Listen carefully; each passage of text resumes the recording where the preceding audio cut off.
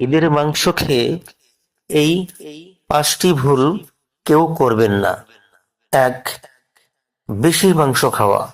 একবারে বেশি মাংস খাবেন না, হজমে চাপ পড়ে, গ্যাস, অস্বস্তি হয়।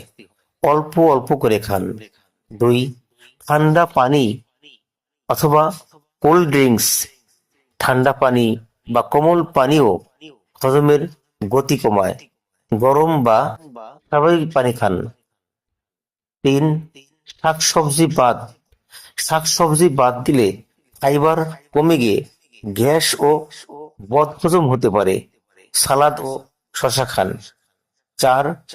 খেয়ে সঙ্গে সঙ্গে ঘুমিয়ে পড়া। খাওয়ার পরে শুয়ে পড়লে গ্যাস ও বদহজম বাড়ে।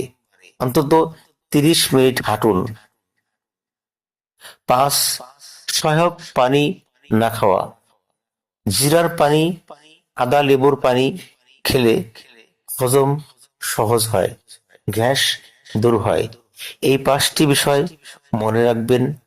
ঈদের আনন্দের সাথে শরীরও রাখুন সুস্থ সুস্থ।